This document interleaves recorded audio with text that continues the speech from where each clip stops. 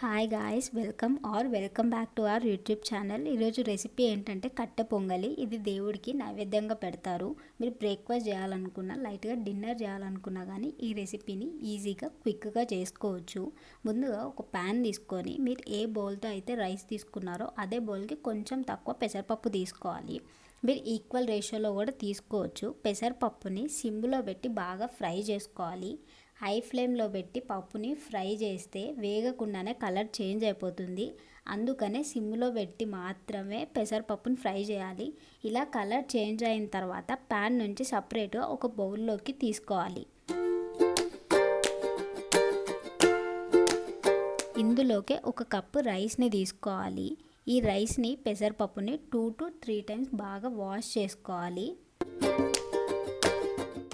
రైస్ని పెసరపప్పుని ఏం నానబెట్టాల్సిన అవసరం లేదు. ఇప్పుడు ఒక కుక్కర్ తీసుకొని అందులోకి ఒక 1/2 టేబుల్ స్పూన్ బటర్ కానీ వెన్న కానీ వేసుకోవాలి. వేసుకున్న తర్వాత అందులోకి మనం వాష్ చేసి పెట్టుకున్న రైస్ ఇంకా పప్పుని వేయాలి.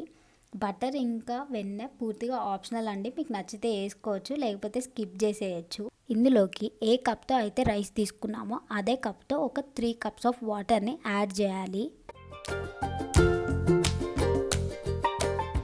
వాటర్ యాడ్ చేసిన తర్వాత అందులోకి టేస్ట్కి సరిపడినంత ఉప్పుని వేసుకోవాలి. వేసుకున్న తర్వాత ఒకసారి కలబెట్టి 3 విజిల్స్ వచ్చేదాకా ఉడకనివ్వాలి. ఇలా 3 విజిల్స్ వచ్చేలోపు పక్కన బౌల్లో మళ్ళీ ఒక 3 కప్స్ ఆఫ్ వాటర్ని బాయిల్ చేసుకోవాలి. ప్రెషర్ పోయిన తర్వాత కుక్కర్ మూత తీసి ఒక్కసారి అంతా కలిసేలాగా కలుపుకోవాలి. ఇలా ఒక్కసారి కలిపిన తర్వాత అన్నం లైట్గా స్మాష్ అవుతుంది. ఇందులోకి మనం పక్కన బాయిల్ అవుతున్న వాటర్ని యాడ్ చేసుకోవాలి. మొత్తం ఒకేసారి యాడ్ చేయకుండా కొంచెం కొంచెం యాడ్ చేసుకుంటూ బాగా కలబెట్టుకోవాలి. ఈ క్వాంటిటీ ఆఫ్ వాటర్ అయితే కట్టె పొంగలికి సరిపోతాయి. మీకు ఇంకా పల్చగా కావాలి అనుకుంటే మీరు ఇంకొన్ని వాటర్ యాడ్ చేసుకోవచ్చు.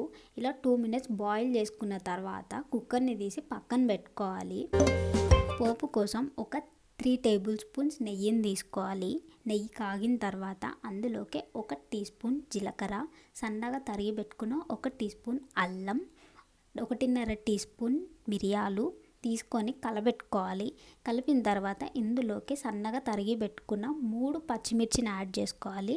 ఒక 2 టేబుల్ స్పూన్స్ జీడిపప్పును కూడా యాడ్ చేసుకోవాలి. యాడ్ చేసుకొని బాగా కలబెట్టుకోవాలి. జీడిపప్పు కలర్ చేంజ్ అయ్యేంత వరకు ఫ్రై చేసుకోవాలి.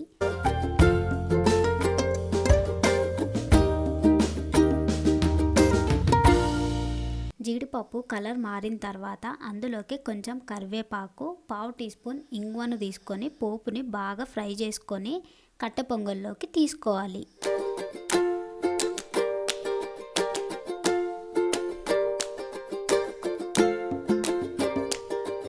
ఇప్పుడు కట్టె పొంగలిని అంతా కలిసేలాగా బాగా కలబెట్టుకోవాలి.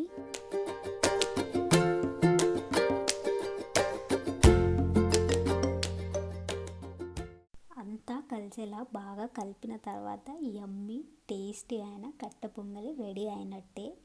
దీన్ని ఒక సర్వింగ్ బౌల్లోకి తీసుకోవాలి.